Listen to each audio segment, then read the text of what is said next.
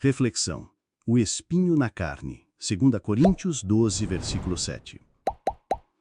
Queridos irmãos e irmãs, hoje vamos refletir sobre um dos textos mais intrigantes e também mais profundos das cartas de Paulo, 2 Coríntios 12, 7. O versículo diz: "E para que não me exaltasse pelas excelências das revelações, foi-me dado um espinho na carne, a saber, um mensageiro de Satanás, para me esbofetear, a fim de que não me exaltasse."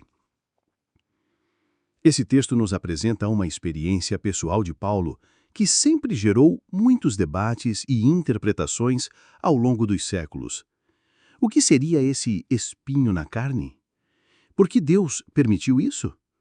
Qual o propósito espiritual por trás dessa experiência? Vamos, com a ajuda do Espírito Santo, buscar entender as lições preciosas que estão escondidas nesse trecho. O contexto da carta. Primeiramente, é importante entender o contexto em que Paulo escreveu essas palavras. No capítulo 12 da segunda carta aos Coríntios, Paulo está falando de experiências extraordinárias que teve com Deus. Ele conta, por exemplo, que foi arrebatado ao terceiro céu e ouviu palavras inefáveis que não era permitido ao homem falar. Revelações grandiosas, profundas, experiências espirituais como poucos homens na história da humanidade tiveram.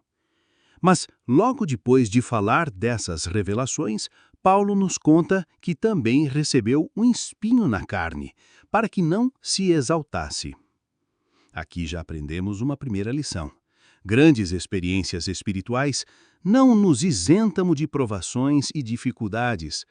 Muitas vezes, quanto maior o propósito que Deus tem para a nossa vida, maiores também são os desafios que enfrentamos. O que era o espinho na carne? Ao longo dos anos, estudiosos da Bíblia têm feito muitas suposições sobre o que exatamente era o espinho de Paulo. Alguns acham que era uma enfermidade física, talvez problemas de visão, uma doença crônica ou dores no corpo. Outros acreditam que se tratava de perseguições constantes, oposições ministeriais ou até mesmo uma tentação espiritual que o atormentava. A verdade é que a Bíblia não especifica. E talvez esse silêncio seja proposital. Deus, em sua sabedoria, não revelou o que exatamente era o espinho, para que cada um de nós, em qualquer época da história, pudesse se identificar com essa passagem. Todos nós, em algum momento da vida, enfrentamos espinhos na carne. Algo que nos incomoda, que limita as nossas forças, que nos faz sentir vulneráveis, frágeis e até mesmo impotentes. Por que Deus permitiu? Paulo mesmo nos dá a resposta: para que eu não me exaltasse. O ser humano tem uma tendência natural à soberba. Quando tudo está bem, quando somos usados por Deus de forma poderosa, quando recebemos bênçãos, dons e revelações, há um risco muito grande de que o orgulho entre nos nossos corações. Deus então permite certas situações para nos lembrar que dependemos totalmente dele.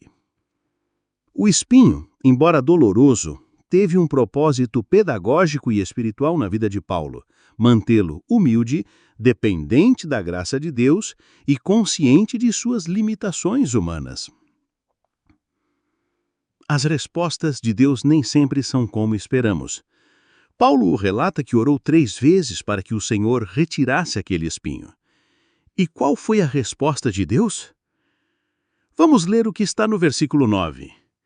"E disse-me: a minha graça te basta, porque o meu poder se aperfeiçoa na fraqueza." Que resposta maravilhosa, mas ao mesmo tempo desafiadora. Deus não retirou o espinho. Em vez disso, ele ofereceu algo muito maior: a suficiência da sua graça. Quantas vezes em nossas orações pedimos para que Deus tire os problemas, elimine a dor, resolva imediatamente nossas dificuldades? E muitas vezes a resposta de Deus é: minha graça te basta. Isso significa que a presença de Deus, o cuidado dele, a força que ele nos dá no meio da luta é mais importante do que a ausência do sofrimento. O poder de Deus se manifesta na fraqueza. Uma das maiores lições desta passagem é que o poder de Deus se manifesta em nossa fraqueza. Aos olhos humanos, somos tentados a pensar que Deus só usa os fortes, os capacitados, os bem-sucedidos. Mas a lógica de Deus é diferente. Deus escolhe os fracos para confundir os fortes. Ele manifesta o seu poder justamente quando reconhecemos a nossa incapacidade.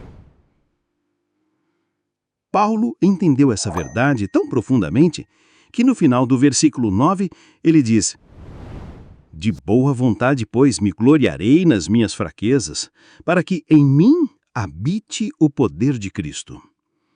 Olha que mudança de atitude! Antes, Paulo pedia para que o espinho fosse retirado. Agora, ele diz que se gloriará nas fraquezas. Por quê? Porque é na fraqueza que o poder de Cristo se revela.